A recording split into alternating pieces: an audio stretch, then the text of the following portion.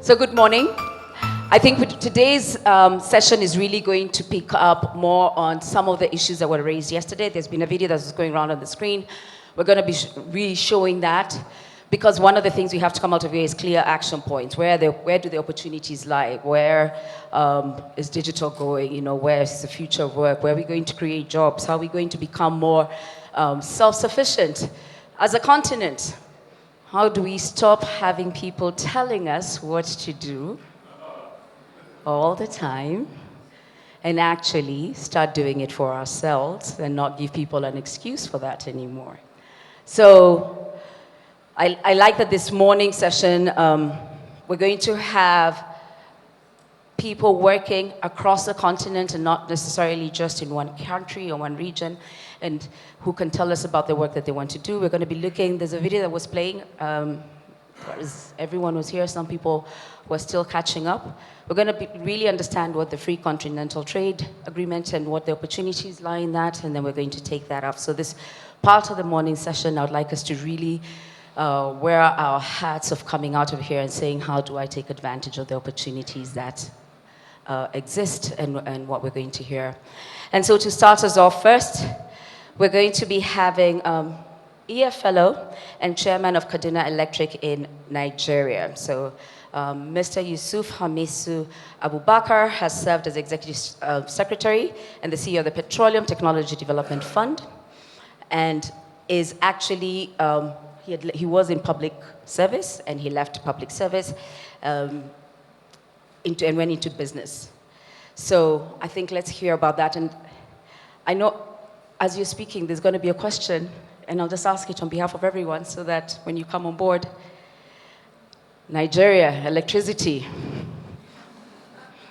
we need less generators, that's all.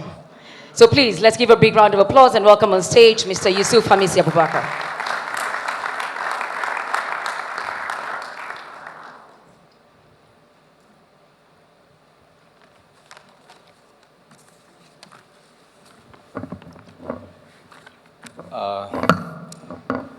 The President of Eisenhower Fellowship, George Elama, our trustees, fellow fellows, invited guests, our very important panelists, good morning.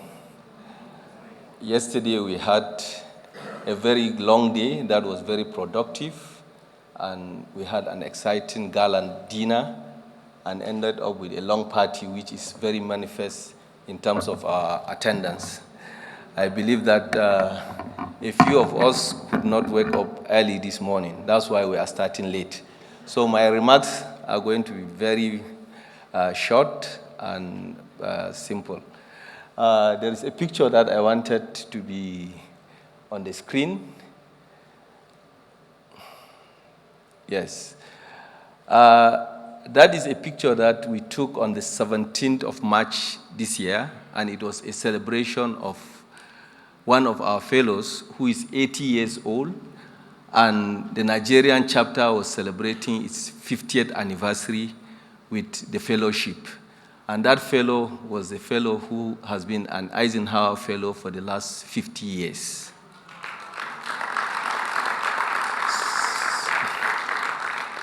So that picture demonstrates the relationship between Africa and the fellowship.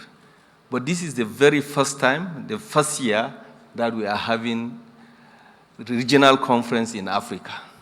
That is why this moment is very historic for Eisenhower Fellowship and for all the African fellows.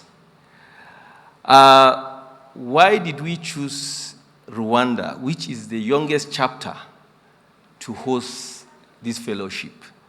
That is a question that I believe would be agitating the minds of other fellows and a lot of others. We decided on Rwanda for a number of reasons, principally because Rwanda speaks the story of Africa. Rwanda's story is the story of Africa, and Rwanda's promise is the promise of Africa. I believe that we've received a lot of testimonies from our trustees, from a lot of people, that this conference has set a new standard in terms of its quality and the way we do our regional conferences. I remember Shahid yesterday, who is a veteran of Eisenhower Fellowship in terms of participation, in terms of organization, recognizing the fact that what the Rwandan fellows have done is something that should be copied, and this is one of the most memorable events that he has ever attended in the history of this fellowship. Therefore, I want to congratulate us, the African fellows, and specifically to congratulate our fellows from Rwanda. Just before I came on stage, we're also having a side chat with the President George, and he said, this is the only conference, with the exception of Dubai, because he has an excellent representation, or a double, who is Shahid. That was why he didn't go to the organization of the conference. But in every conference that Eisenhower Fellowship has organized, he had to go personally to negotiate aspects of the organization. But on this one, he did not do that. And in spite of that, we have had an excellent conference in terms of the content, in terms of the participation, and I believe in terms of the outcome. Like I said, to me, what is most significant is the fact that Rwanda tells the story of Africa. And if Rwanda can come out of the ashes of its bitter and painful past, which is just 25 years ago, and achieve what it has achieved, and to provide its citizens with the opportunity to realize their potentials in a peaceful and secure environment, I believe that our other African countries can do it. A lot of people have said Rwanda is punching way above its weight, but to me, I believe that Rwanda is punching according to its weight. What we, as fellows and as leaders, who should think beyond our scope and also engage others to leverage on their talents, is to make sure that all other African countries punch according to their weight or above their weight. And if we can have preponderance of countries in Africa doing what Rwanda is doing, then the talents that and the opportunities that we would have and unleash in the continent is remarkable and is unquantifiable. Yesterday, we have heard from the president of Rwanda, Paul Kagame, when he said that with less than 5% of $1.2 billion, they were able to resolve a problem that could not be resolved with that amount. That is the way we do things in Africa. And these are things that we can always do. We also heard from Samaila and we heard from Gita yesterday when they said that in trying to raise funds for the development of Africa, they have to go to New York, they have to go to Stockholm. And Samaila said it is unbelievable that he, as a financial person who has had an experience of over 30 years, he has met fund managers who are managing trillions of dollars, whose origin is from Africa. Therefore, if we can put our acts together, we as Africa, we can engage the future confidently without any inhibition, and all the problems that are all the opportunities that are disguising as problems, we can solve them. What we have as our diversity, which presently is a cause in terms of conflicts and strife, can be a source of unity, which is what the African Continental Trade Agreement seeks to achieve. If we can all work together, if we can make sure that our natural resources are not a cost, but a source of blessing to us, we can achieve what we want to achieve. If we as leaders can inspire our youth to do what they are supposed to do, our youth bulge is not going to be a burden, but is going to be a source of talent and skill that will develop our continent. Therefore, I want to urge all of us as fellows who are leaders in our own right, in our different sectors, in our various communities, to galvanize our energies, to galvanize our people, to make sure that the next revolution which is coming, which is going to be cataclysmic, that is one that is not just an incremental changes, but one that is going to destroy industries, is going to disrupt a lot of things, the way we interact amongst ourselves, the way we interact with things, and the way we do things. We make sure that we embrace it, and it should be an opportunity that should not pass Africa like all the other previous 3 industrial revolutions. Therefore, this is our challenge. This is our historic responsibility. This is what we need to take away from here. And I know that the next session that we are going to have is a session that is going to task us, and I believe that before we leave here, we are going to come up with very practical solutions that would help us in moving forward. Let us not forget, we should always remember what President Kagame said yesterday. Not doing anything is not an option. Not doing anything is not an option. We have to do something, and we have to make sure that we embrace what is coming. I wish us a very successful deliberation. Thank you very much.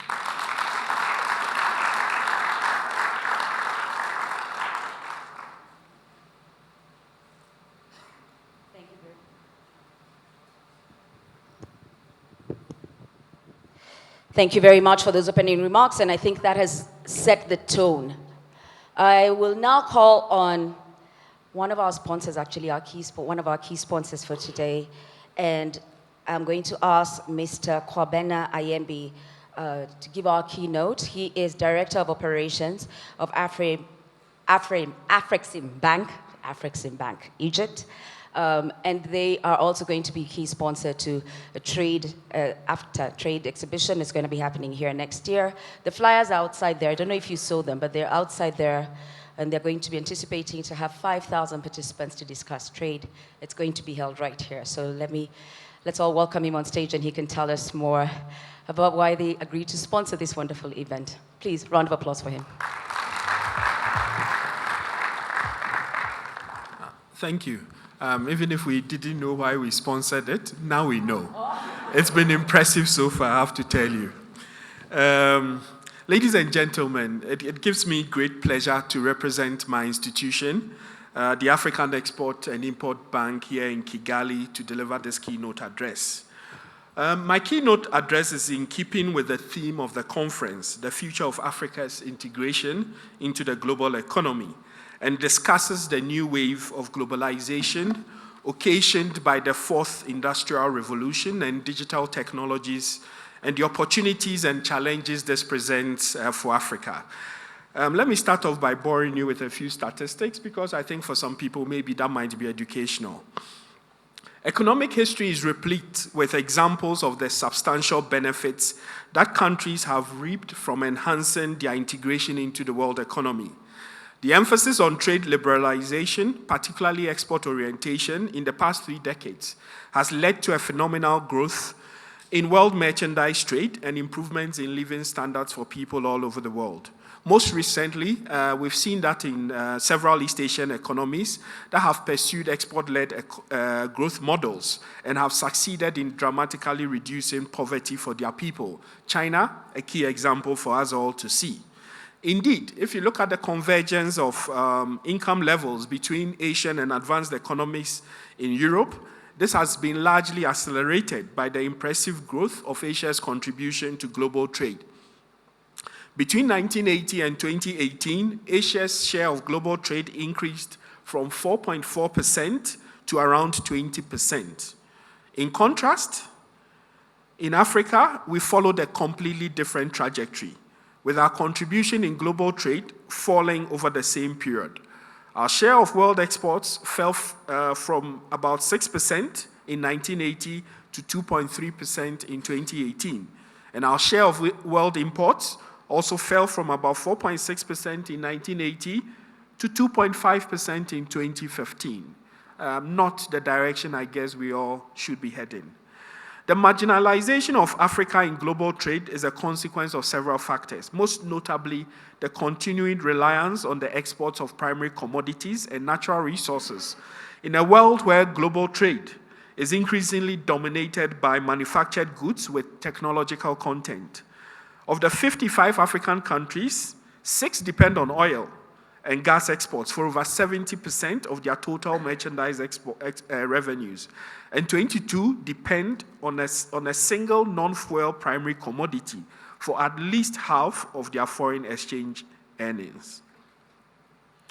During the most recent episode of Globalization, the structure and patterns of Africa trade were further exacerbated by premature deindustrialization, which led to a sharp decline in the contribution of manufacturing value add to GDP across the region.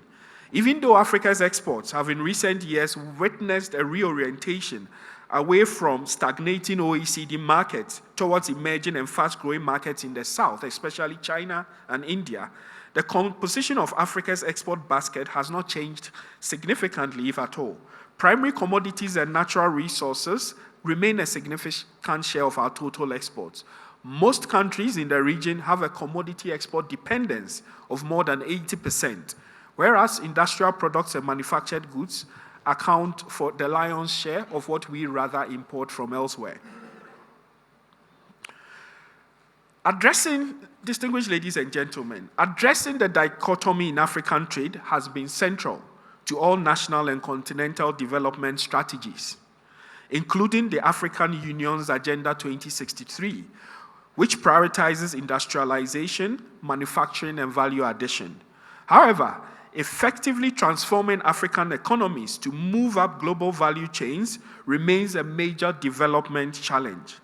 In a zero-sum global trading environment where the drivers of productivity, growth, and economic transformation, most importantly technology and innovation, have been used as tools to enhance export competitiveness and boost market share, the widening technological gap between Africa and other regions of the world has become even more important, with the consequences felt in the dynamics of growth and the composition of Africa trade.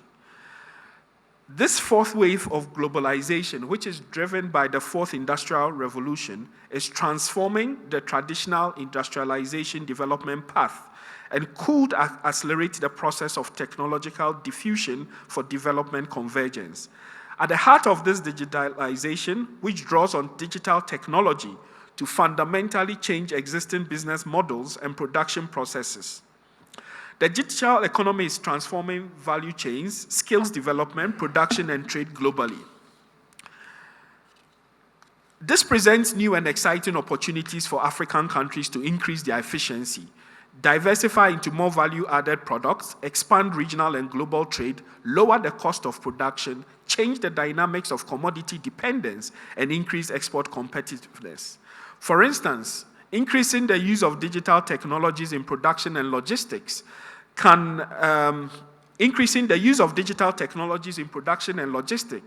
among others, contribute towards productivity improvement, which is likely to lead in an expansion of output and consequently employment, lead to a diversification of commodities and movement into more sophisticated products, and act as a catalyst for export competitiveness and integration in production networks. Ladies and gentlemen, despite the immense opportunities that the fourth industrial revolution and digitalization presents for Africa, the changing economic landscape that it brings is not without challenges. Most notable are the potential impacts on employment, market concentration, and competition. While digitalization presents new opportunities, a persistent digital divide threatens to erode the competitive advantage of developing countries, especially where infrastructure gaps, both in the physical and digital space, are huge. There are already growing concerns over premature deindustrialization in African countries. In this context, a persistent digital divide between developed and developing countries is likely to increase reshoring of manufacturing from developing to developed countries. I mentioned that yesterday, the Western countries are asking for their jobs back. For instance, a World Bank study of furniture manufacturing, a low-skilled labor-intensive tradable sector with relatively high robot intensity finds that robot cost in the United States will become cheaper than Kenyan formal labor by 2033, suggesting that as technology advances, companies in the United States might find it more cost efficient to reshore production back to US factories. And then you cannot also forget the political agenda of getting jobs back to those countries. At the same time, there is also the related risk of more limited offshoring in the future. Digitally advanced production is likely to require greater integration and connection between different stages of manufacturing based on the use of data and analytics in the future. This can slow down offshoring, leading to a loss of could-have-been jobs.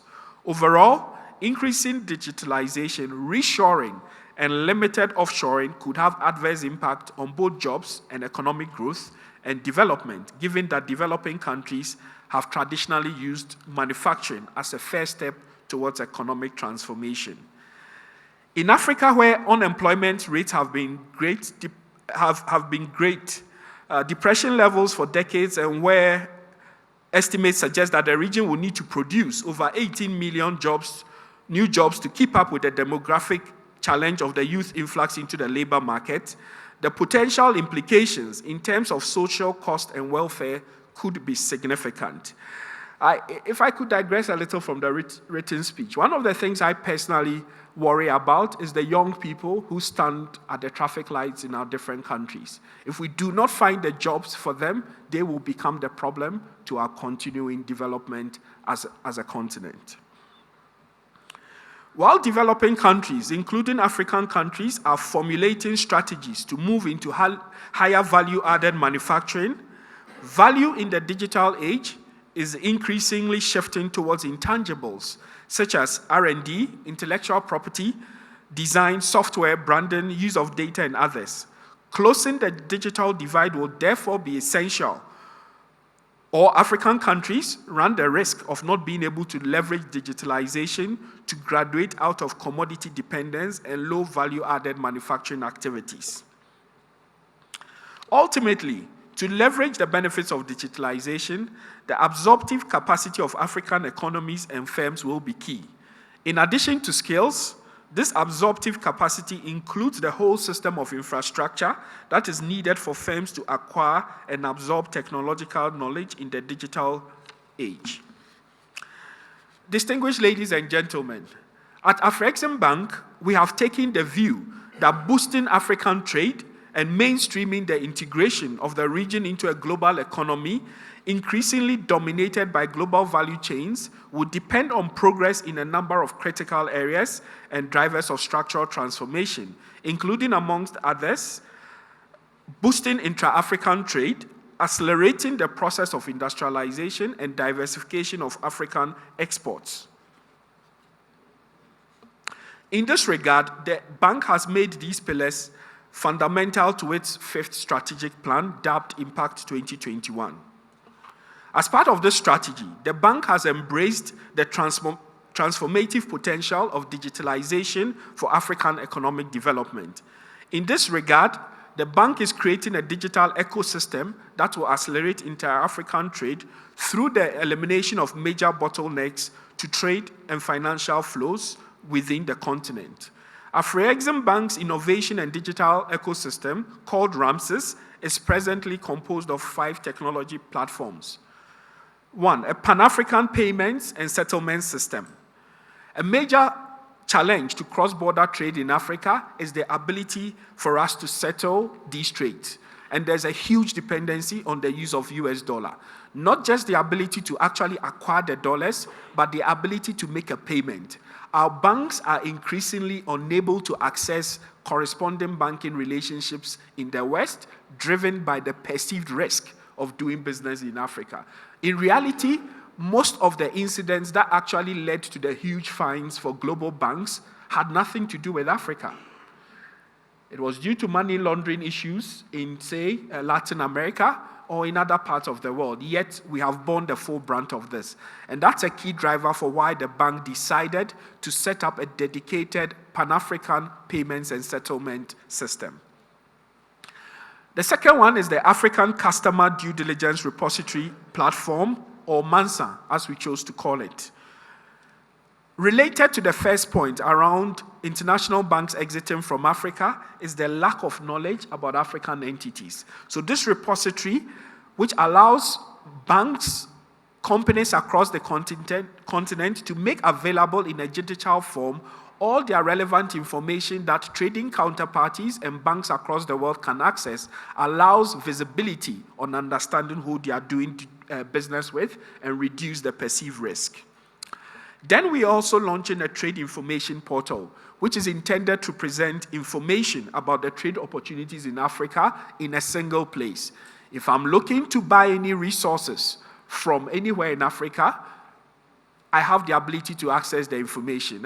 One of our participants was just telling me about a KFC set up in an African country that has to import buns from Dubai, chickens from somewhere else in the world. Whereas within the continent, there are places where we've got poultry farms. So the intent of that portal is to make this information readily available to support global trading networks. We know we are pushing towards integration of the continent through the AfCFTA as an example. However, our regulatory regimes across the continent are quite disparate. So one of the other elements of that ecosystem is a regulatory platform where we intend to collate different regulatory information from across the continent and make this available. Again, as fundamental to easing the ability for us to trade amongst ourselves on the continent. Then underpinning on this, the intent is to then provide a ready access for the financing of these goods. Again, hearing it from a participant here, Afrexim Bank. We hear when we talk about doing business between one African country and the other, it is music to our ears. Definitely, it is music to our ears when we are financing trade between African countries. So the intent of that last element of that ecosystem is that if you have a financing need, you are able to access not just resources from Afrexim Bank, but from other development partners and our banking network who can then make sure that they support the ability for you to trade internationally. Ultimately, we believe that this innovation project will fast-track the realization of the goals of the African Continental Free Trade Area and more broadly, boosting intra-African trade action plan. In conclusion, distinguished guests, let me unequivocally state that it is time for all economic, political, and social actors, including financial institutions, to view the continent's needs as a shared vision, which calls for a concerted effort from all stakeholders. I am hopeful that this conference would deliberate, well, we've already deliberated yesterday on some significant elements of this, on these issues that we've talked about, and ensure that we are positioning Africa to take advantage of this fourth industrial revolution and the changing global economy in the digital age. Thank you from Afrexim Bank for your attention. Before I walk off the stage, I think the MC talked about our intra-African trade fair. It was a bold vision of the bank to try and set this up, and we did the inaugural fair in Cairo last year, and it was fantastic. It was amazing to see people from all over the continent and from outside the continent in one place showcase and then from manufactured goods from everywhere in the continent. I think we as an institution have been quite fortunate that Rwanda decided to partner with us for the second inaugural fair. So come September 2020, we would like to invite all of you back to Kigali to join us for the second intra-African trade fair. Thank you, ladies and gentlemen.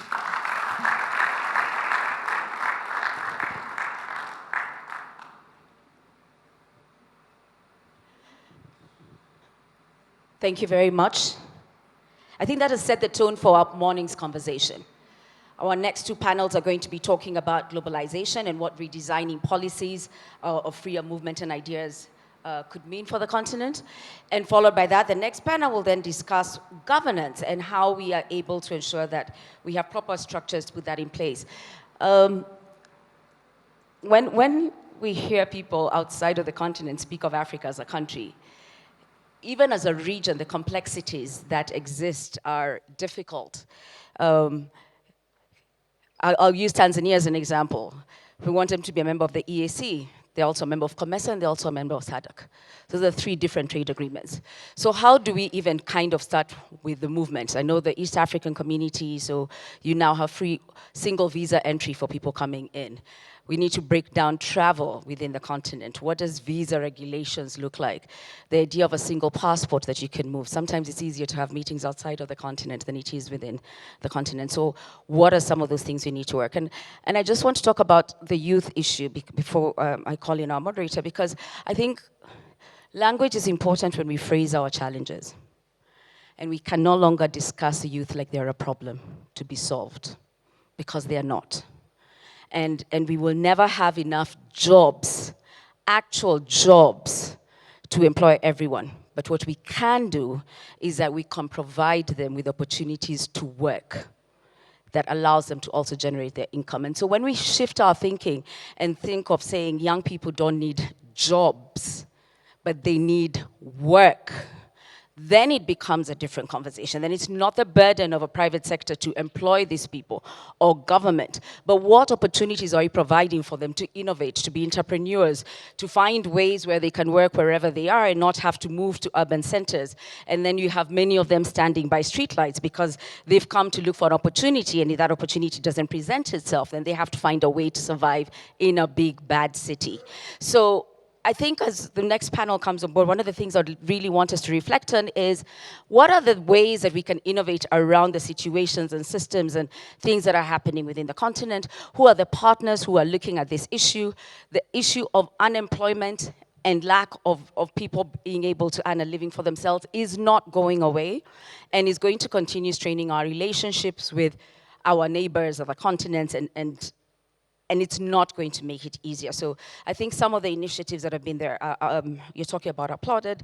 I think there's different individuals who are looking at this. So if we think of Liquid Telecom wanting to put up fiber from Cape to Cairo, what is the implication of having digital data? So it's not just the responsibility of all the individual people who are working on data supplies and not just government. How do we tap into this? How do we support these things? How do we listen to how the young people are phrasing their positions around how they view themselves on the continent?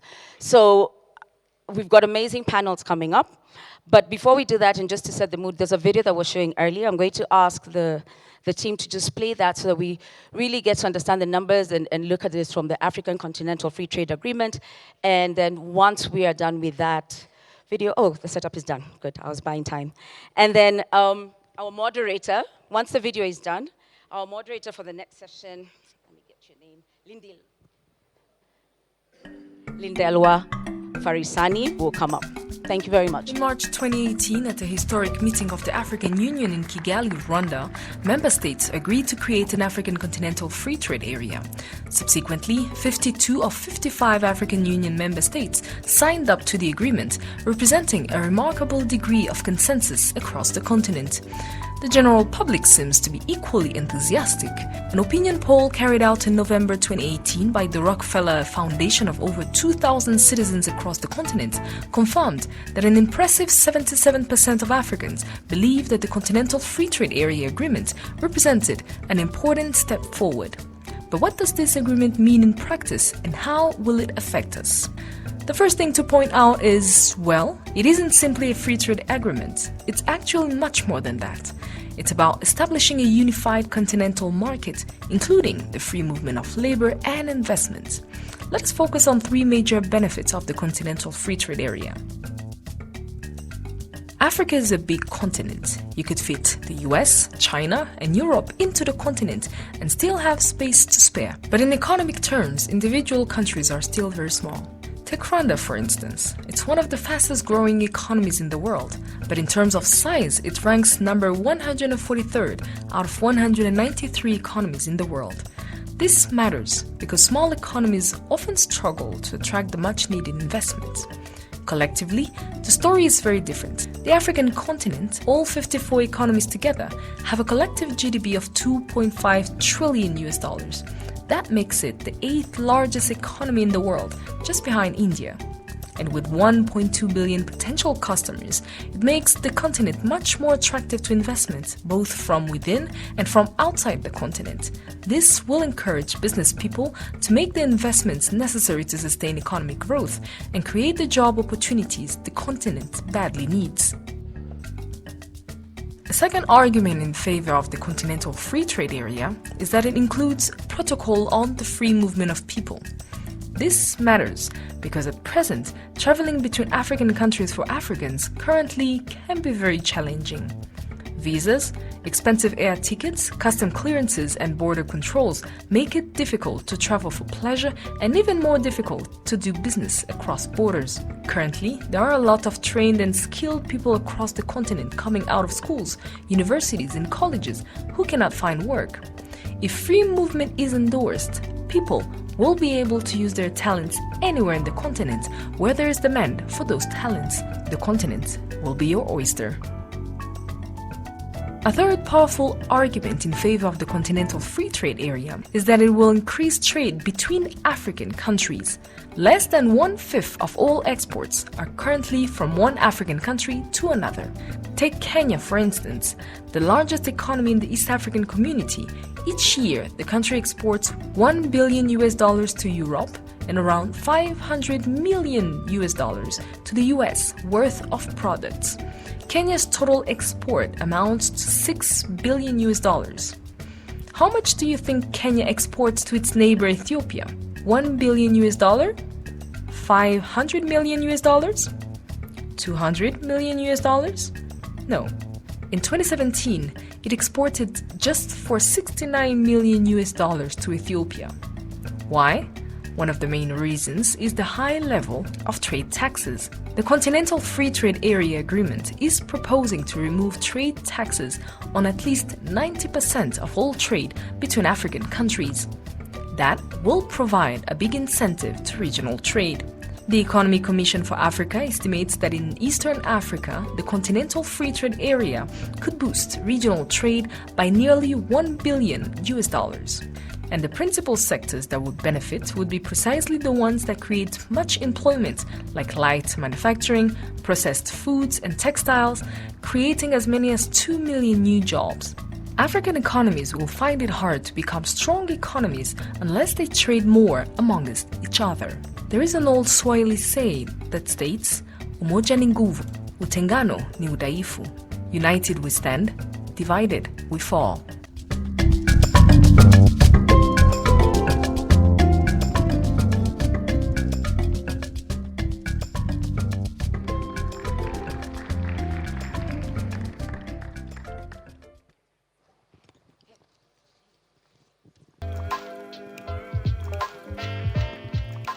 Indeed, united we stand, divided we fall. Good morning, ladies and gentlemen. I hope you're all awake and ready for our first panel discussion this morning. My name is Lindelwa Farisani, and I am the Eisenhower Fellow from 2016, and I was part of the first ever Africa Fellowship that the Eisenhower Fellowships did. I'm from South Africa, and I am an investment banker by training, working at UBS Investment Bank, where I am also a director or board member, so to say. So, to continue our conversation on the issue of One Africa and intra-regional trade, we are going to move today to talk about Globalization 4.0. We're going to discuss redesigning policies for freer global movement of ideas, people, services, as well as goods. I'm going to start by calling up my panelists. First, I'll call back Mr. Kwabena Ayirebi, who's the Director of Banking Operations at Afrexim Bank, who's just given us a very, very informative keynote speech. My second panelist is Andrew Mould, Officer in Charge, Sub-Regional Office for Eastern Africa of the United Nations Economic Commission for Africa.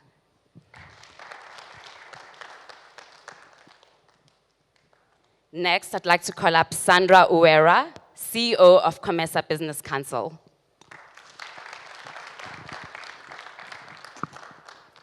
Last but not least, I'd like to call Emery Rubaganga, CEO, Roca Global Resources and YPO board member.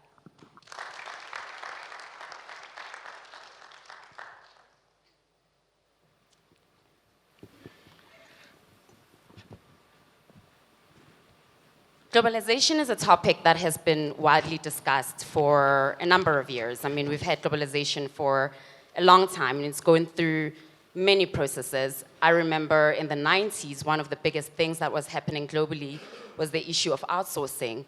Businesses were excited about being able to have call centers in India and be able to increase margins by processing their goods in different emerging countries, which were said to have cheaper labor. These were less fearful moments, I would say, in the era of globalization compared to now. Right now, the new era of globalization is that of technological globalization, where robots and other technological advances are displacing human capital. As a result, we're seeing a lot more people being afraid as opposed to the excitement that we saw. What I find interesting is that this era of globalization is not only affecting blue-collar workers, and perhaps that's why it's so scary for a lot of people, because for the first time, it actually affects white-collar workers as well. Andrew, I want to start with you as a representative of the UN Economic Mission in Eastern Africa. We are here to discuss policies, and my interest is, what is the UN, what are the institutions discussing at the policy level in terms of how we change this narrative of fear that comes with the current Globalization 4.0 and move forward in a way that people are more comfortable and feel like they can access jobs and other economic lifestyle benefits in this new era of Globalization 4.0? Oh, thank you. That's a big question to start with, isn't it? Yes, I mean, I think your opening observation that, like in the 1990s under globalization, people were a little bit less fearful. I'm not quite sure that's true, actually. I think all generations feel that they're living in a period of unprecedented change. I was recently reading a book called Future Shock, which talked about how people were having problems with adapting to changes in communication, technologies, transport, globalization in general. The issue is the book was actually written in the 1960s and published in 1970. So I'm not sure we've gone through a dramatic change so far, but there are clearly some concerns about the job market. Now, there was recently a World Bank report which talked about, I believe, as much as 60% of manufacturing sector jobs are in danger of being eliminated by some of these new technologies. And people are also pointing out now that the services sector is also at risk. But there are other studies which say these fears are exaggerated. There was about the same time the World Bank report came out, an OECD report came out which limited it to maybe 12% of manufacturing jobs at risk, a much lower percentage. And one of the messages coming from some organizations is that for Africa, you no longer need to industrialize, that maybe you should leapfrog and move straight into services. Now, my reading of the evidence that we have is that's not sound advice. That Africa still does very much need to industrialize and produce goods for its own consumption. Our office has been looking very carefully, for example, at balance of payments across Eastern Africa. My office represents 14 countries in Eastern Africa, and although, as the presenter was saying earlier, there's a lot of diversity amongst those economies, there is a common trait in only one of those countries has a positive trade balance. All the rest, and that's DRC, because of its mineral wealth. All the other countries have very large trade deficits, and it's mostly because they're importing a lot of manufactured goods.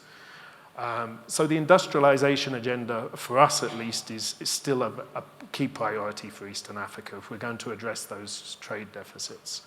At the Economic Commission for Africa, we just showed the video that we're working on. We do feel it's very important to reach out not only to policymakers, but also to the general public, to the private sector, to make people more aware of the potential implications as we move forward towards the implementation of the Continental Free Trade Area.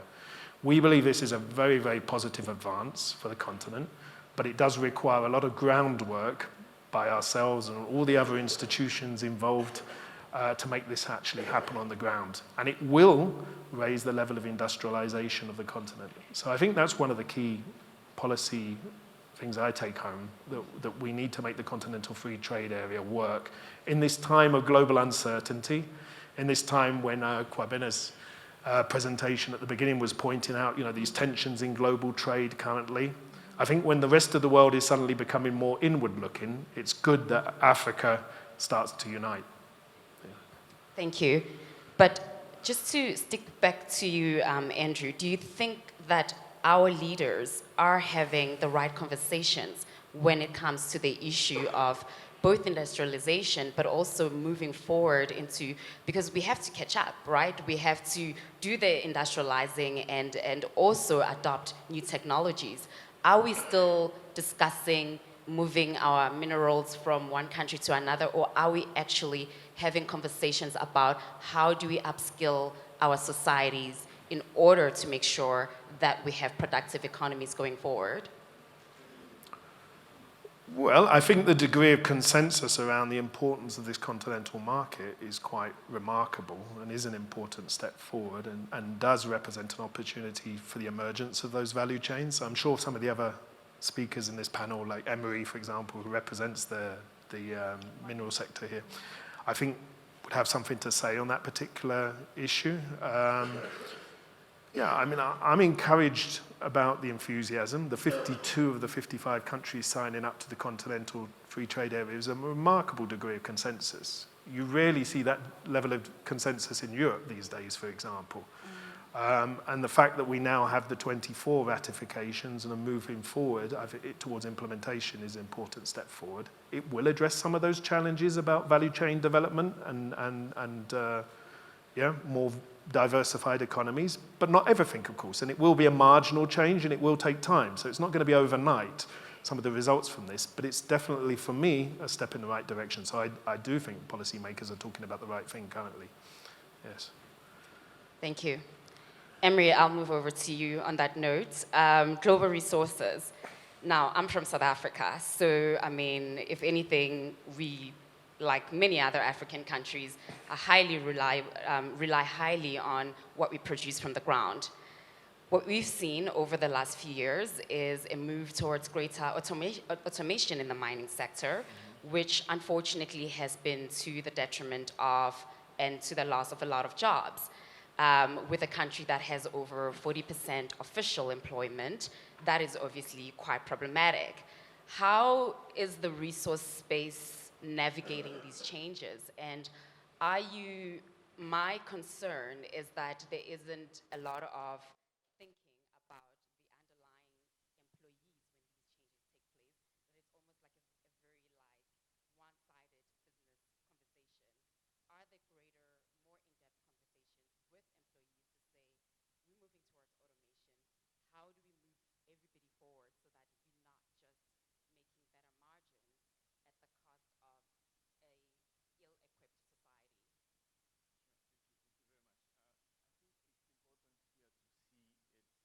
Global perspective, more general than only mining sector.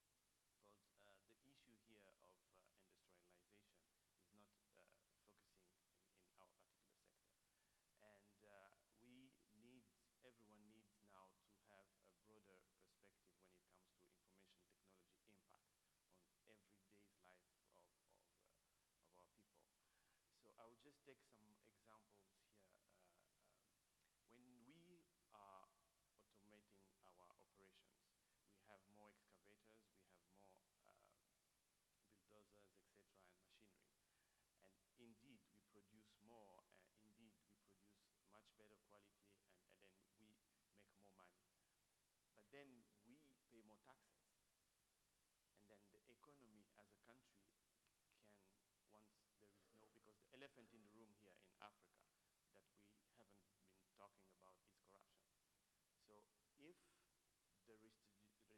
distribution of the money collected by taxes is done well, the education system will be more adapted to the reality.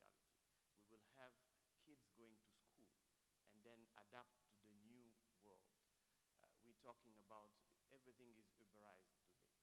The 21st century is totally different to what we had in the past. PhDs and economists, etc., it's gone.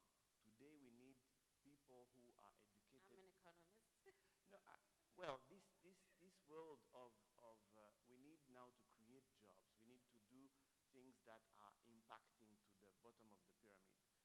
We don't need the sophisticated PowerPoint presentation with graphs, etc. This is gone. Consultants, you hear that? You're gone. So we need more practical things. We need to create entrepreneurial youngsters, even if they work afterwards in the government space, they need to be entrepreneurial in the spirit. So I think we need to see mining sector in the global arrangement of the society as a general spectrum, and focus on the real thing. The education system that we have today is the 19th century education, and the professors are the 20th century professors. Yet the kids are the 21st century kids. So there is a mismatch. We need to bridge something there. So we are Uberizing everything, so let's Uberize the education sector. Let's produce entrepreneurs. Everyone needs to be an entrepreneur. His Excellency President Kagame is the CEO of Rwanda Inc. We see him as our CEO and executive chairman. He's executive chairman of 12 million inhabitants. This is the shareholders. So this is how we need to see the new world. I like that. So we're moving from the NEPAD, nothing against this sophisticated, very economist type of document that they were producing, to now Africa Free Trade Agreement, which is practical. Yeah, let's go and do business. Let's make it happen. I'm happy to have a friend from Zimbabwe who flew all the way to come and see opportunities here. And people from Hong Kong, same. So that's the conversation that we need to have, and stop the very sophisticated World Bank type of mindset.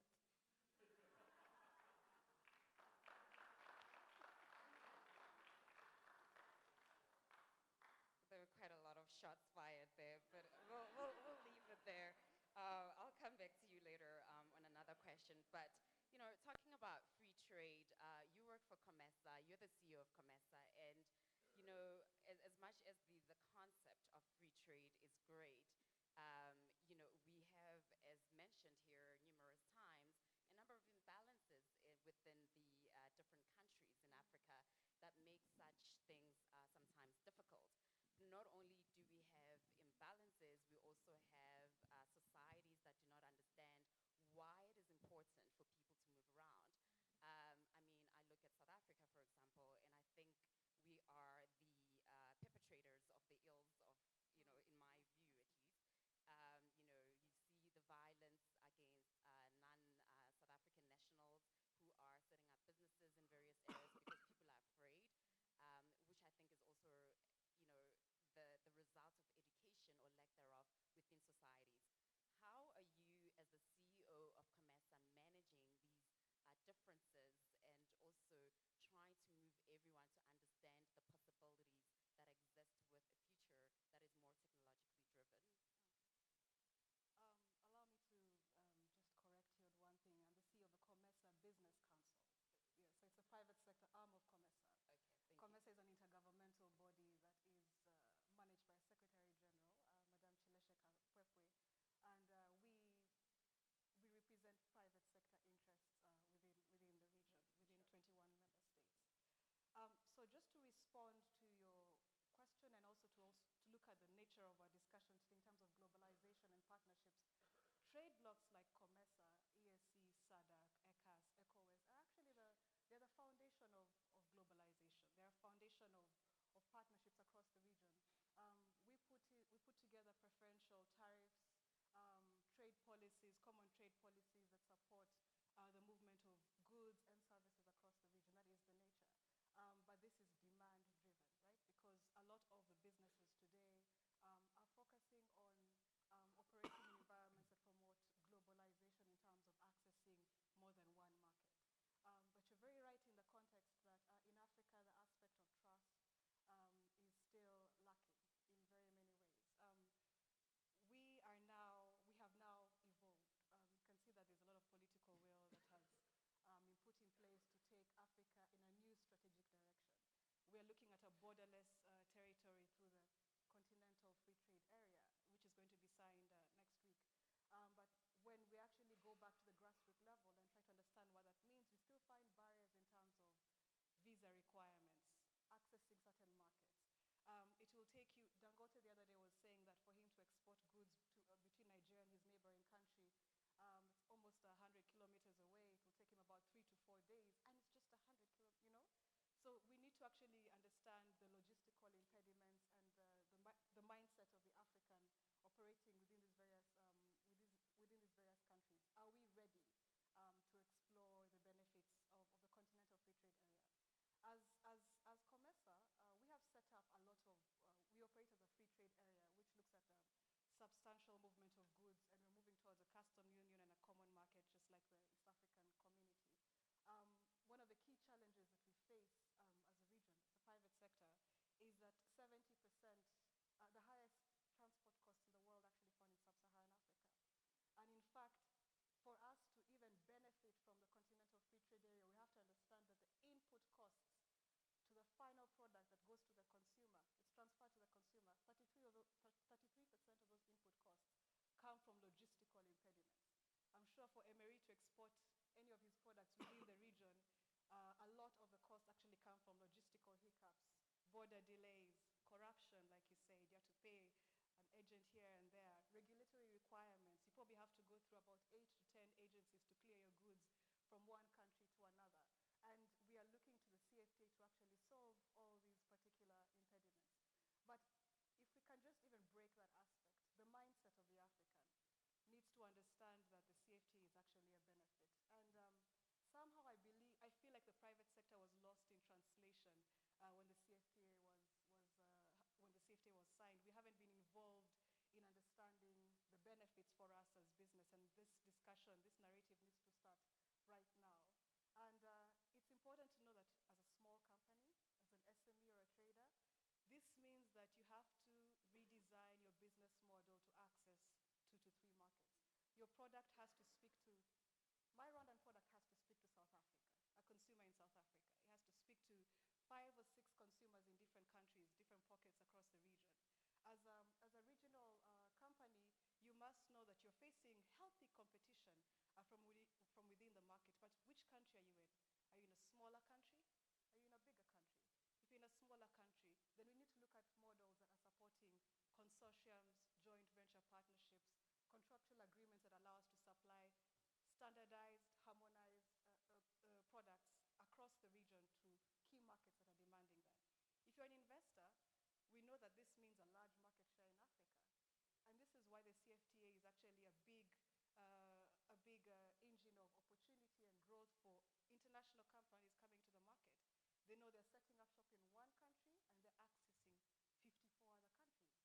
So what does this mean for us as businesses? How can we actually exploit the opportunities of the CFTA? So we need to change that mindset to move from protectionist and territorial aspects of focusing on just one country and understanding that right now we have a huge opportunity. We can operate in over 10 markets in Africa and still be at home, and that's the benefit of globalization. We can all be global cities in Africa and also expand into the international market. Yes, thanks for that.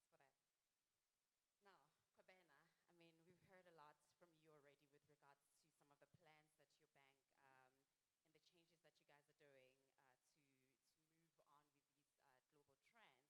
But I was struck by something that was just said by Sandra with regards to the fact that we need to change our mindset in terms of how we perceive globalization and the intermovement of people.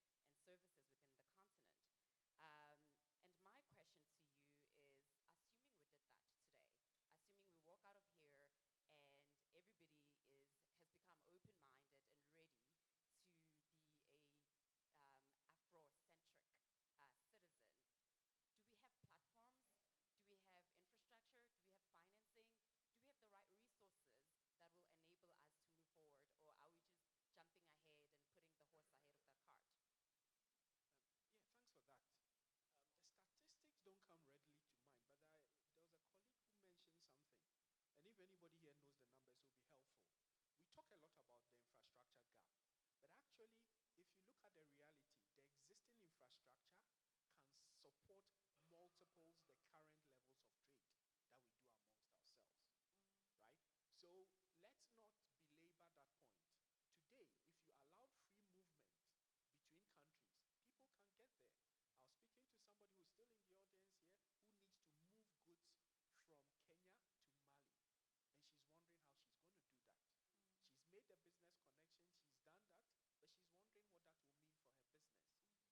if you allowed free movement between countries, people can get there. I was speaking to somebody who's still in the audience here who needs to move goods from Kenya to Mali, and she's wondering how she's going to do that.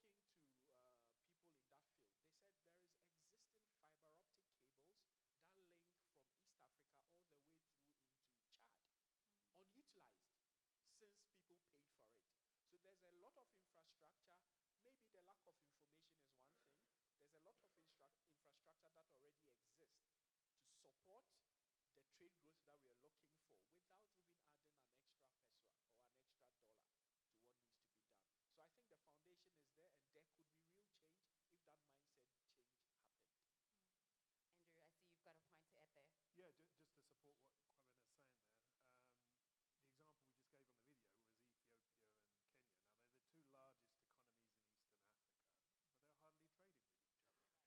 link from East Africa all the way through into Chad, unutilized, since people paid for it. So there's a lot of infrastructure. Maybe the lack of information is one thing. There's a lot of infrastructure that already exists to support the trade growth that we are looking for without even adding an extra peso or an extra dollar to what needs to be done. So I think the foundation is there, and there could be real change if that mindset change happened. Andrew, I see you've got a point to add there. Yeah, just to support what Kwabena is saying there. The example we just gave on the video was Ethiopia and Kenya. Now, they're the two largest economies in Eastern Africa, but they're hardly trading with each other. It's quite a crazy situation. Now, infrastructure problems have been part of the issue, although Kenya's been making some quite large investments to address that on their side of the border. But that's not the fundamental problem. The fundamental problem, for example, is if you're a trucking company in Addis Ababa, you cannot take your goods to Kenya.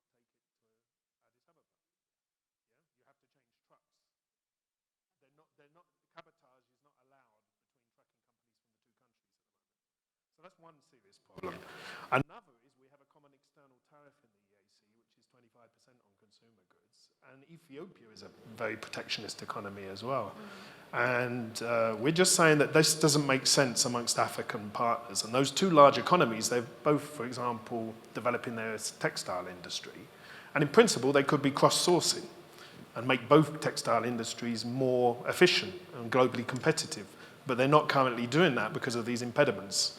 So I think there's a lot of things to look at. And you're right, there's a lot of existing infrastructure which is not properly, fully utilized. Yeah. Sure. Sandra.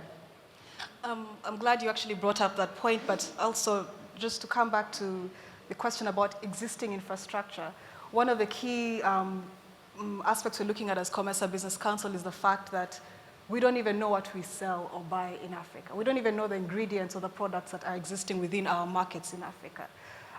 If you were to ask today what is we know that Africa's global trade, COMESA's global trade, let me focus on that, is at about $264 billion US. And our intra-trade in COMESA is about 6.7%. You know that intra-Africa trade is at about 15 to 17%, you know. Why is that so? We are not our own trading partners. And yet we will be buying a lot of these products from international markets that are existing right next door. But this is simply because of a lack of information. We wouldn't know the volumes of tomatoes or pineapple puree or pulp or mango pulp is right now saturated in the Kenyan market, and they're looking to export it across the region. They don't know who to export it to. They're wondering who's the buyer, where's the demand market. So there's a need to create a platform that provides all this information.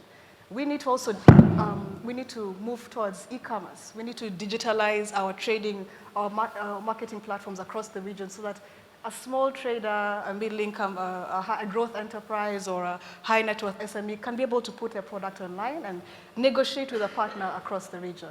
So that infrastructure is very important. It ties to your digital payments platform as well. So, and you know, we also mentioned the trade information portal, because I think that's really the key thing. The ability for us to connect people who want to deal with each other, right? Egypt is a huge economy. They are quite advanced when it comes to manufacturing for their domestic market. But how many Egyptian companies are in the rest of sub-Saharan Africa? So we take it upon ourselves to introduce them into the rest of the continent. So if you've got a transaction, say there was a transaction we're discussing in Mali, where the person intended to import, say, Mercedes trucks from Europe. There's an assembly plant in Egypt for Mercedes trucks. You don't need to go far. We can make that connection. Very true. I'll go to Emery before you, Andrew. Yeah. I just want to thank Eisenhower Fellowships. I think these kind of platforms are exactly what we need. An African dialogue like this, I'll just give you my personal example. I went all the way to Washington, D.C. and had breakfast with the CEO and president of OPIC. Okay, we have a relationship now, we exchange emails, etc., and we were looking into an infrastructure project with their organization. I've been to India, talked to Exim Bank, and same. But this is the first time that I'm able to sit with Afrexim Bank and talk to them. This is the first time that I've got the opportunity to talk to Africa Finance Corporation. So these are kind of platform practical that are not sophisticated to organize and are, connecting the dots. We need to connect the dots. We need to be practical. We leave the sophistication of the good English. Let's make things happen. A round of applause for that. Okay, I'll take one last comment from Andrew, and then I will open it up to the floor for questions. Well, I was just going to say something about the market opportunities which exist. And I know the Continental Free Trade Area has the word trade in it, but it's not about trade. I mean, there's protocols on investment, on competition, on intellectual property. It's much more ambitious. It's about a unified continental market. And so foreign direct investment is very important. But we're principally talking about the investment opportunities across Africa. So Egyptian firms invest in Eastern Africa, for example. EAC firms investing in neighboring DRC, etc. And we've been looking at the trends of intra-regional FDI, and it's even lower than the 15 to 17% you were talking about trade, actually, in terms of intra-regional FDI, probably around the region. In the EAC, it's been coming down to about 3 or 4% of the foreign direct investment is from within the region. And that's clearly not what we want to see if we want to build these African regional value chains. We need firms from one country to another country investing more. And another point I was just going to make very quickly is regional integration is a two-way street.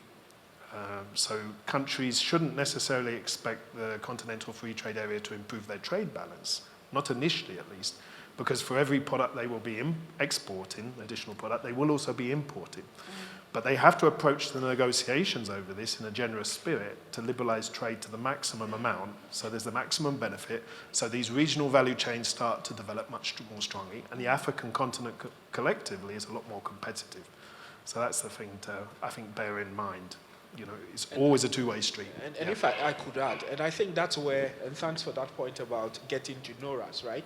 Because the point about being able to support investments within Africa, there is still that risk barrier. That risk perception is there. It's not just a matter of the Western world perceiving that Africa is risky. We ourselves perceive that the other country is risky, right? So in getting somebody to invest cross-border, they want mitigation of that risk. And that's where we put up our hand and say we'll support it.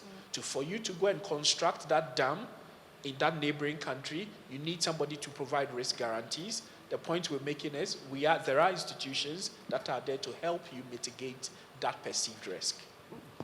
Thank you, and thank you very much for that comment.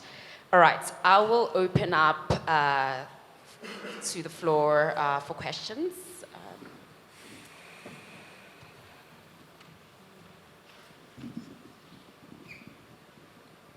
Thank you very much.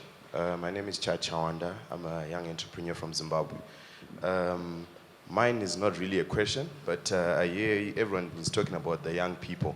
I'm not sure how many are here, but yeah, thank you. But what I wanted to say is that I've done business between Zimbabwe, South Africa, Zambia, and DRC. And what Emery was saying is very real. Young people out there, they're even afraid to go and start a business in the next town.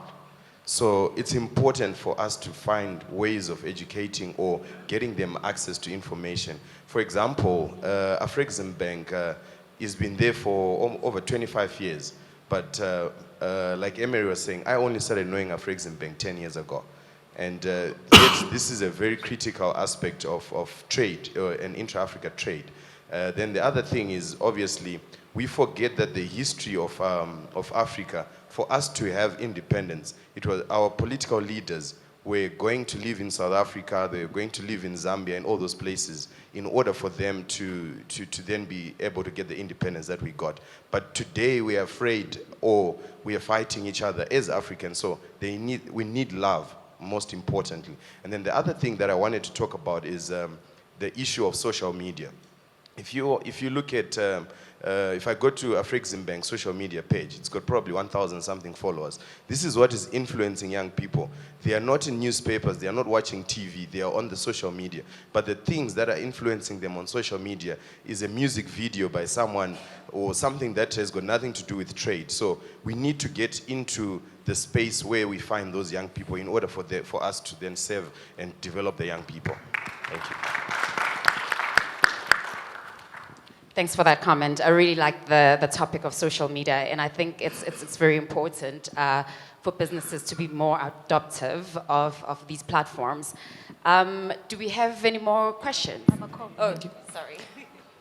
Morning, everybody. My name is Emma Miloyo. I'm EFLO 2016 from Kenya. Just what struck me again is what Sandra said about the mindset. A lot of this is possible. A lot of it we can actually do, but there's a mindset and the attitude. So to Emery's point, what are practical things that we can do to change the mindset? Because as it is, we're very diverse. We're not only diverse inter-country, we're also diverse intra-country. So how are we going to address these problems?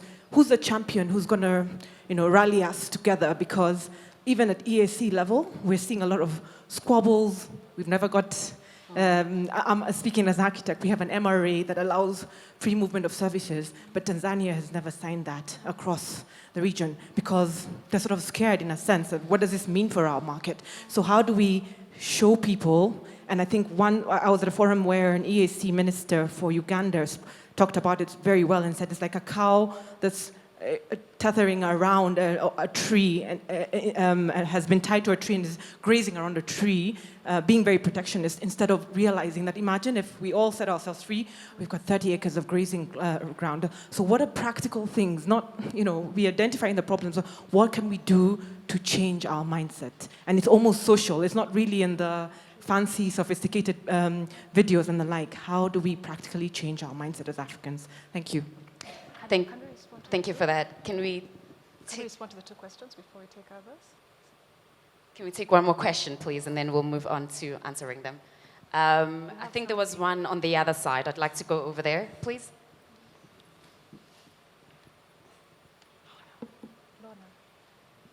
Thank you. My name is Wellington Chibebe from the International Labour Organization. My question or observation is that more often than not, we meet, we talk, like what the brother said. But in the end, there's little action on the ground. I used to represent the International Trade Union Confederation in the EU, OECD, and Development Cooperation of the UN DESA. The thing that is talked about regarding the way we approach developmental issues in Africa is that there is a perception that we are more of conference tourists than anything else. Because we go to conferences, we talk, we produce statistics. But when we go back to our countries, it's business as usual. How can we address this perception, if ever it's a perception? Number two, the issue of policy coherence. There's a three-stage approach to development in other countries. and particularly in Africa, we talk of Agenda 2063, which is a reality. There is Agenda 2030, which is a reality. And there is National Development Agenda. How do we link those three to ensure that there is policy coherence? Because here I've never heard anyone talking about Agenda 2063 as if it doesn't exist. Agenda 2030 as if it doesn't exist. Yet the global leaders agreed and signed on these agenda programs. Thank you. Thank you. Thank you very much. I will defer to the panelists to answer those questions. Social media. Yeah, if I could take, sorry, the one on mindset, if you don't mind. Sure, absolutely. Can I just ask, how many of us here actually do any coding ourselves, any form of coding? Show by hands. Any form of programming, computer programming, coding. Okay, all right, we've got a few people, maybe less than 10. How many of our children are learning coding or robotics? Slight increase, but there's a gap. So if there's one single thing I could say, so that's not something dependent on parliament, dependent on your president, it's dependent on you. Find a lesson, a class for your child, your nephew, your niece to go and learn computer programming. They don't have to be a programmer, but they need to understand how that new world is going to be like. So that's one tangible mindset change that I will ask everybody here to walk away with. Thanks for that. I'll play a little bit of a devil's advocate for a second, to your point. A lot of the people, in my observation at least, that are, feeling more threatened are typically the ones who do not have access to such facilities. How do we reach those people? Because I think therein lies the opportunity or the danger for our societies. It's very easy for us. I mean, some kids have coding in school and all of that, but it's the periphery that we need to think about, and how do we change those minds is what I'm particularly interested in. I could pick it up. If as an individual who has access to be able to afford that for your child, because if you yourself are not doing it, how would you even come to think that those children who live around the corner, who don't go to the schools that your child goes to, how would they get it? Because if we ourselves convince ourselves, that's why I'm passionate about this, right? Because when I know that I can do it, then I see that at least if I go to that deprived school, if it costs me this much to ship used computers to that village to encourage coding, that's when it will happen. So I still think we first of all have to convince ourselves, then we recognize that there's a need for us to spread the gospel to the wider economy. I think that's where the change ultimately will happen. Maybe can I? Sure. Allow me to respond to my brother from South Africa, Zimbabwe? From Zimbabwe. It's good to see that as a young entrepreneur, you're looking at 3 markets. Zimbabwe, Zambia, you said South Africa? DRC. And you're exploring DRC as well? That's great. One of the things I'd like to emphasize is to come back to what His Excellency said yesterday. Don't rely on others to do what you can actually do yourself. That's the first mindset change we need to look at. I think we have grown up in a sort of environment where we always look at development partners, we look at funding institutions, we look at other, we look at various sources of support. We wait for somebody to give us a nudge. But you could find that within your group of friends or networks, you could have 4 or 5 or 6 people who would be able to explore the opportunities with you. The challenge we do have in Africa, though, is how do you protect the business that's expanding across the borders? We need rules, systems that can be able to protect a company that can partner with another company across the region. That will be able to mitigate the issue of trust, which is a huge barrier for us as businesses. But if we look at, that's one aspect of entrepreneurship, but also for the youth, there's an increasing need to have what we call the triple helix approach, a relationship between governments, universities, and companies to understand the crop of students that are actually coming out of universities can actually feed into the demand in industry today. I think there's a very strong need for Africa in general to be able to tutor and tailor some of the curriculums that are in the universities today to respond to what the future is looking for within Africa and within the global market. It's very true that in the next 20 years, accountants will be out of a job, right? Economists, general managers, IT specialists, even though this is digitization, but the biggest people who actually have a fallout is anyone in IT, right? We'll have a big challenge in terms of sourcing. All these middlemen that we have within Africa, a lot of the traders will be out of a job because everything will be online. So what are we actually doing to address that from the university, from the centers of excellence level? We need to start building that crop of young minds that are able to feed into this demand within the regional market. And I can see that my colleague will have a lot to say on that aspect. I'd also like to speak to what you raised in terms of the practical solutions of changing mindsets. One thing I think that is important to understand is that we as Africans are very sophisticated consumers, aren't we? Yeah? We're very urbanized. This is why we buy from international markets. I mean, I like to see that some gentlemen are wearing made in Africa clothes, but I'm sure quite a number of us here actually are wearing clothes that are bought from international markets. Why? Because our tastes and preferences are very sophisticated. This also goes in line with the kind of products we buy from regional markets. And apart from that, it also goes to the fact that we haven't considered that the purchasing requirements of a buyer, whether it's a company or a consumer, is based on standards. It's based on quality and standards conformity. I want to know that whatever I'm buying today is affordable to my pocket, but it's also meeting the kind of quality. I look good when I'm wearing it, and it's going to last for the next 6 to 10 years. Are we producing those kind of products in Africa? That's what we need to know. Are we producing those products?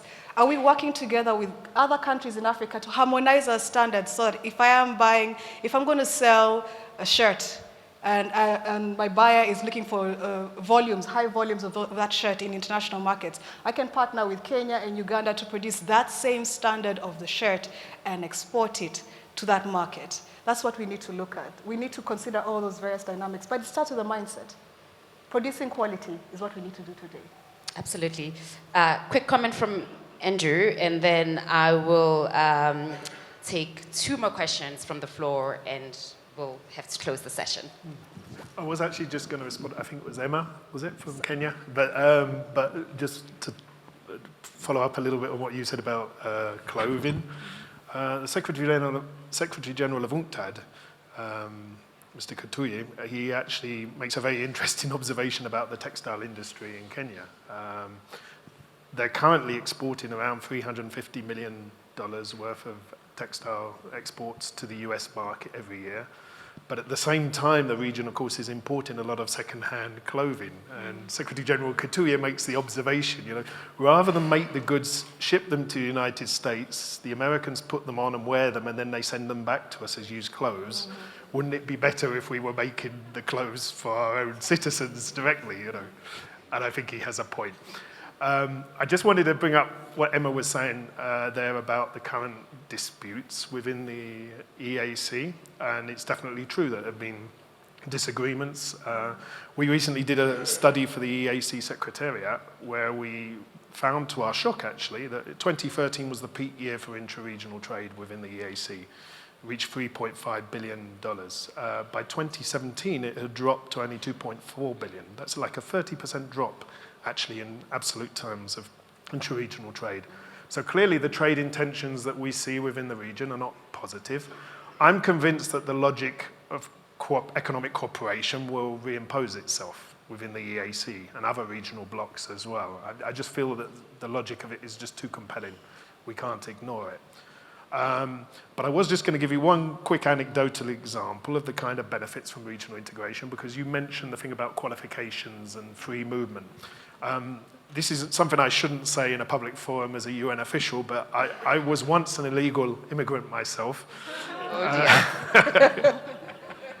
I, as a young student, I went to look for work actually in a southern European country before the single market program in the European Union.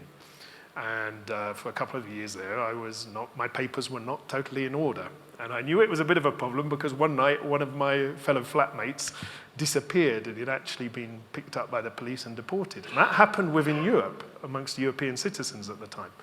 Come the 1st of January 93, I had a deep sigh of relief because I became legal.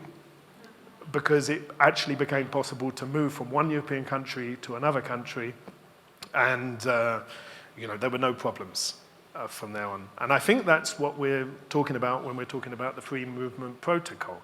Now, it's notable that the enthusiasm amongst African member states is less than it is for the Continental Free Trade Area itself, because the number of signatories is about half. But I would say it's just as important for this Continental Free Trade Area to work.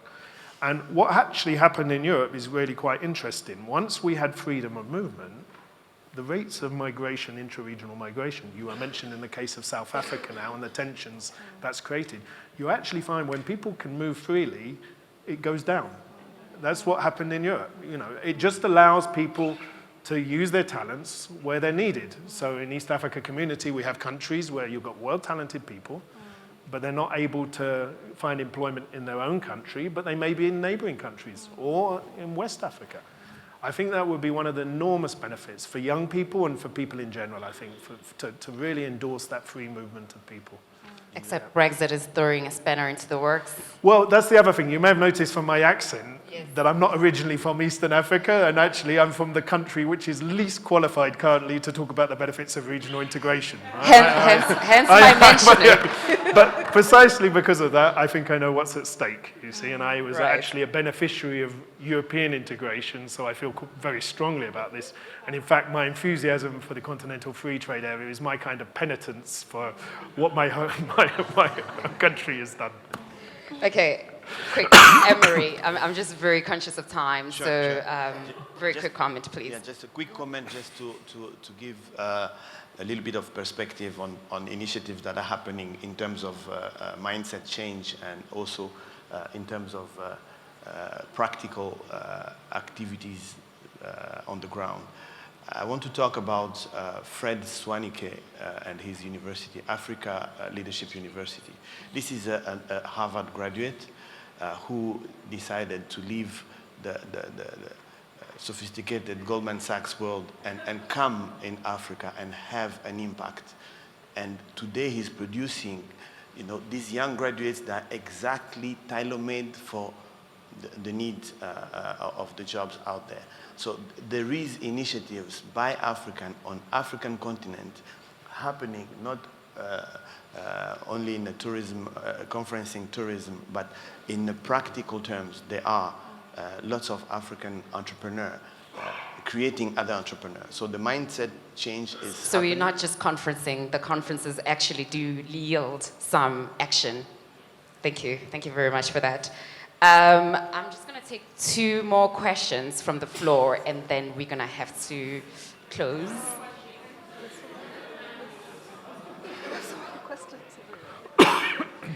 Okay, we'll make it 3. Sorry.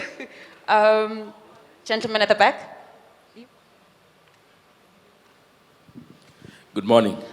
My name is Brian Pitti. I'm a biodiesel manufacturing company from Nairobi, Kenya. And my question goes to the manufacturing sector because it is already being disrupted. I grew up in the western side of Kenya called Mumias, and the sugar company has actually shut down for the last over 3 years, and imports are coming in. Sugar right now, a kilo goes for 132 shillings, yet an import from Malaysia costs 33 shillings per kilo. So the disruption is already happening. And people have gone out of jobs. And young people are slowly going into betting and whatnot. Are there any mitigation rules and laws and policies that are going to protect the manufacturing industry? Because right now I'm manufacturing biodiesel, which I want to take it into Uganda and Tanzania. But then you find also the cost of production are very, very instrumental. Okay. That's a very good question, and also I think it talks about the issue of subsidies by other countries, which leads to dumping and destruction of products into Africa, which also affects this whole conversation. But that's not for me to discuss. Next question. Ladies. Lady in the white shirt. Yeah. So I had a very quick comment and question specifically to your comment, Sandra, about quality. Yes. In regards to clothing, I'm from Egypt, and Egypt is home of factories that provide some of the largest factories that provide high quality goods to Levi's, Calvin Klein, Victoria's Secret, some of the top brands. We make these high quality products that we all wear. We export them abroad. And the worst of the products we sell in our own markets. So I wonder if the issue is, again, mindset. It's not so much that we are not capable of quality and high standard products, as much as it's an issue of shifting our mindset to that we are worthy of the very products that we are capable of providing instead of providing it to external markets, using our very cheap labor and our factories that are able to produce very high quality. Thank you. Thanks for that. One more on the other side.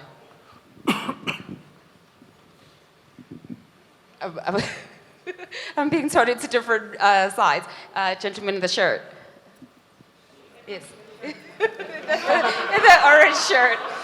In the African shirt. So I was itching to give some feedback on the thing on the garments. I come from Sri Lanka, so we export a lot of apparel. But I realized or got to know recently, some of our top apparel exporters are completely changing the logistic systems and revamping for a complete change of the way they export back. Instead of sending back to the buyer, now they are sending straight to the regional places which demands those goods. So I know there's so many factories in Ethiopia, so it's a matter of time this will happen. It's just that the factories has to transform into those capabilities to do direct shipping to the respective buyers. So when that adjustment happens in the factory environment, you can do that. So it's already happening. It started in Sri Lanka, and I'm sure it's happening in many places. So it's just a matter of time it will come. The other thing, based on the morning discussion, what I felt was I think there's a great opportunity for the entrepreneurs, the younger people here to build a talent platform, skills platform for the whole African region, like the Upwork of Africa, putting all the jobs, skills there so people can find the required skills from a digital platform. That is something that can completely revolutionize giving opportunities to the youth. So with that, I want. That can be our project for the conference next year. We'll build a platform, Eisenhower. Yes.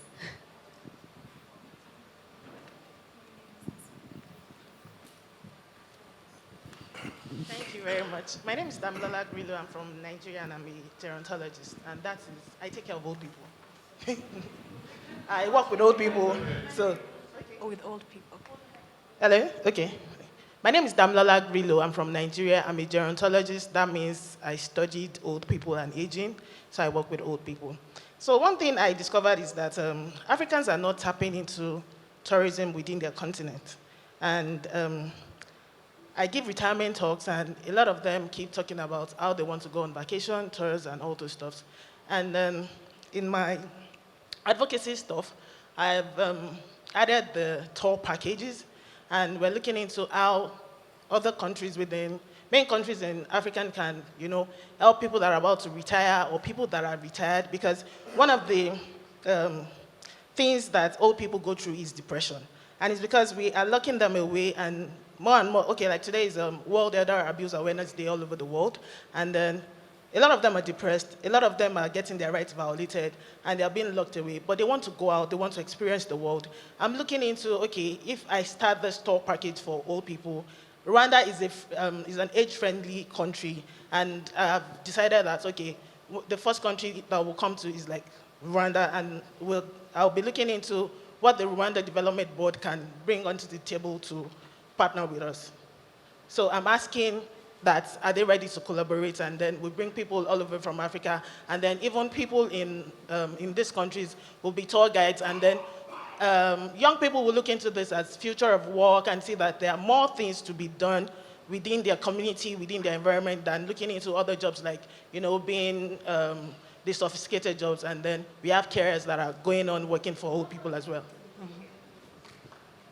Thanks for that. And I really like the comment on older people, because I think that's been one missing point in this conversation, that I know it's about the future, but we still have people that we need to take care of. I'm going to allow the panelists to comment to those, respond to those various questions that were raised, and then we'll wrap this session up. Sandra. I'll respond to Kenya first on the issue of sugar in Kenya. I understand that now, and I believe the trade policy analysts here, they could also correct me on this, but there is a sugar safeguard in Kenya there's been an ongoing negotiation on a sugar safeguard in Kenya to protect the domestic industries. But it must be understood that because Kenya is a very strong agro-industry manufacturing hub, there's a huge demand for sugar within the market that the local market itself cannot meet. Hence the reason why you're buying sugar from international markets. Maybe the challenge is consultation at a national level. I think the industry needs to understand why what is happening is happening. Yes, as well. One of the issues is corruption, but there's also an aspect of upgrading the sugar industry in Kenya to meet the demand within the local market. Is that actually being done? So there's a lot of discussion with the Kenya Association of Manufacturers, the industry players, to see how to actually work on those dynamics. There's also the issue of re-exporting sugar. I believe there's been an ongoing trade dispute about exporting sugar granules from Europe through South Africa into the Kenya market. There are a lot of issues there. But when it comes to the cost of production, when you want to export into regional markets, I think it's also important, and I'm happy to have a bilateral with you on that, to look at the list of sensitive products that are going to some of these markets to understand exactly what the costs would be. I always advise every businessman, be prepared before you start your business. Know the market, and know if this product is actually very relevant for you in terms of your capital investments and your expected returns. Because we have also seen that a lot of young entrepreneurs and businesses jump into some of these sectors. This is a very sensitive sector that you've jumped into. But you jump into it and you expect a return almost immediately. You might have to break even about 5 to 6 years, depending on the nature of your competition within the regional market. So I'm happy to have a bilateral review on that and see how we can help you in terms of informing your decisions when exporting to some of the markets in the region. Secondly, on Egypt, quality. I'm glad you asked that question because it's an ongoing debate, I think, across Africa. Why do we consume, I wouldn't say substandard products, but why do we consume products of a lesser quality within Africa and export the best to the international market?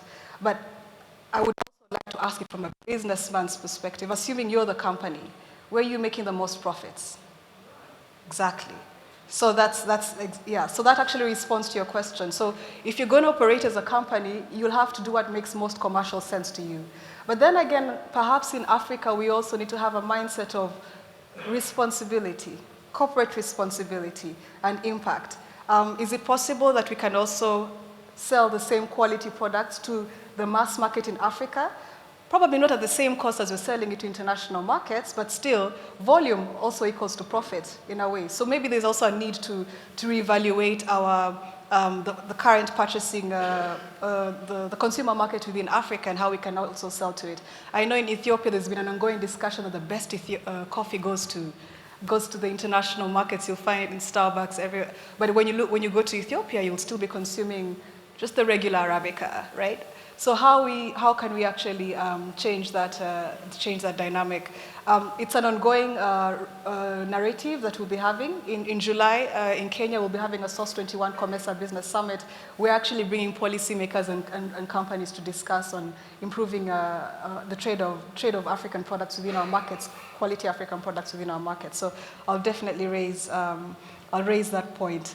On tourism, lady in Nigeria, one of the things that I think that is being discussed at the African level is transboundary tourism packages, affordable tourism packages within the COMESA we're doing it, but I'll take it to the African level, within the African context. But some of the key challenges to that, of course, are visas, tourist visas.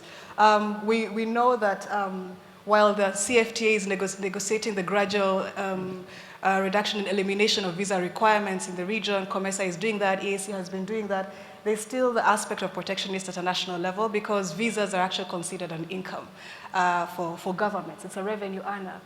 So that is something that needs to also be discussed. How can we remove that particular barrier, that business impediment, to promote freer movement of tourists across the region? Secondly, there's a need to create a transboundary tourism packages, and I'd like to bring this to Afro-Exim Bank. Since you're developing a digital payments platform, is there a possibility of having a digital platform that can allow some partnerships between tour operators that can promote movement of tourists from Nigeria to Kenya or across the region?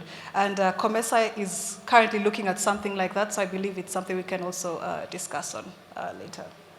That's the second business idea that has come out of this conference. Just pointing out. Any other comments from the panelists, responses to the questions, or are we fine? Sure. Emery. Yep. A quick one to our friend of biodiesel from Kenya. I'll just share with you my personal experience in business. Mining is a very fluctuating business where commodities goes down, up, and sometimes you have challenges in your business. But in terms of business, we all have to adapt. So we have to adapt to market, and we have to learn from all the ecosystems that are influencing. Just like Sandra has rightly said, we need to know and understand our business case well. But second, also an alternative and a solution that I have experienced is a strategic partnership. Sometimes you would consider the Malaysian as your competitor, but maybe those Malaysians are envisioning to come to Africa, and potentially you could join hands with them and no longer own 100% of your business, but again own a slightly smaller stake of a much bigger business opportunity. So we need to think outside of the box. We need to reinvent ourselves as business people, because today is totally different than yesterday. Thank you. I'm holding myself from responding to your comment. Okay. Kwabena. Yeah, no, I think even beyond the actual leisure tourism as well across the continent, I think there are other areas of tourism, medical tourism. It's also another area that we look at across the continent. From our perspective as Afro-Exim Bank, that's also another source of scarce resource usage, right? So we've put out a program of, we call it the ConMed, where we sponsor the construction of high-end medical facilities that allows us to retain the desire for people to go to foreign countries for medical treatment, etc. So there are lots of initiatives, and thank you for the point around tourism. So if I could talk on that payment side as well, the key point is to allow trade to happen in domestic currencies. So if that Nigerian person who wants to come to Rwanda on tour does not have to purchase dollars, but can pay for it in local currencies, and then the tour provider in Rwanda gets their local francs. I think it makes the ease of doing business that much better. Between the Rwandan central bank and then the the Nigerian central bank, there is then a net settlement in dollar, again reducing the use of scarce dollars across the continent. So yes, definitely scarce and things, expensive yeah, dollars as yeah, well, because the yes. commissions that you have to pay on either side are quite high. Yeah. So I think that's a huge point, big point that you make there, and very important. Not just for tourism, but just in general for doing business in Africa, the ability to translate and move from one currency to another, I think is absolutely critical, and would remove a huge cost that is often not spoken about from a transactional perspective. So thank you very much for that. Andrew, do you have any last points that you would like to make? Well, yeah, very quickly. I mean, what the lady was saying about the potential for older people to, drive some of the intra-regional tourism and movement. There are schemes in Europe, actually, where they actually subsidize old people during off-peak periods to fill up hotels. And it's a very good way of actually compensating, because these guests can come when others don't.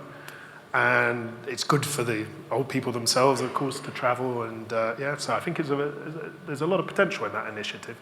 I was also just going to say about some of these issues about the sugar, for example, and being one of the sensitive items, the textile industry I think the Continental Free Trade Area is a very important opportunity to recapture domestic markets, and it needs to be seized.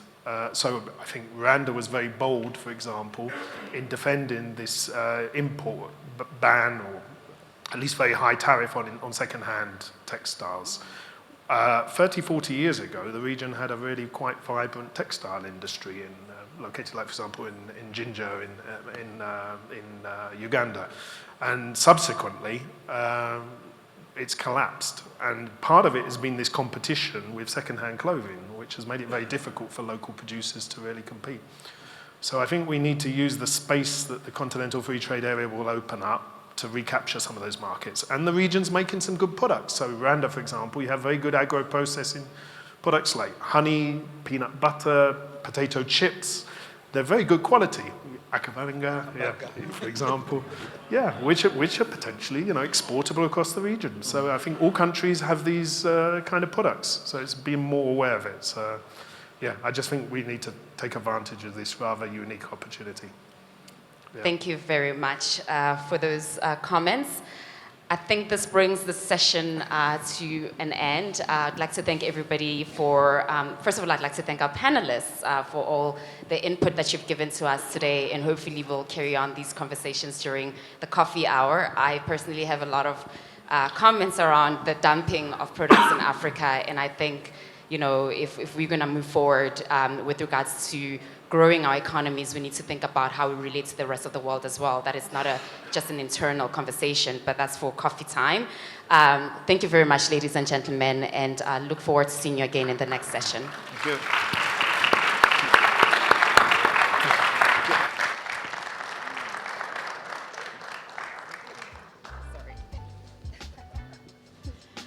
Thank you very much. How hangover Dawi?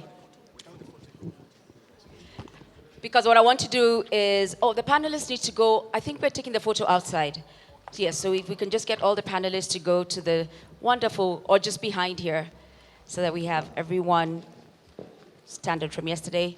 I'm going to ask everyone to stand up. This might be it for your.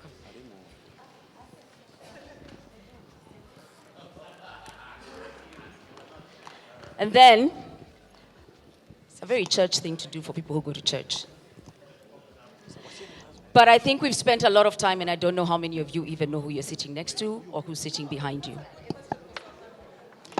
So I need you to find out who is behind you, what year they are, if they're a fellow, what country they're from. You have a 2-minute break. Kenya. And can the next panel be getting ready?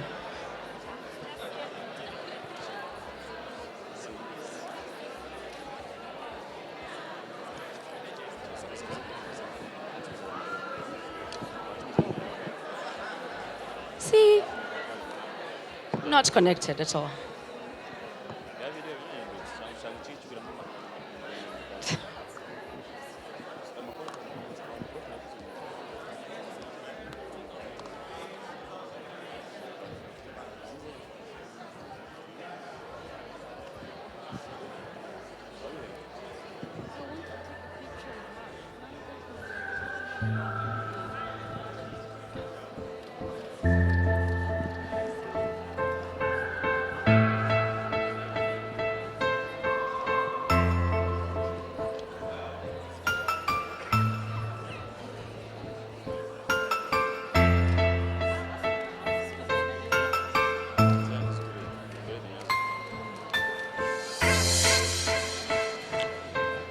I see business cards changing hands.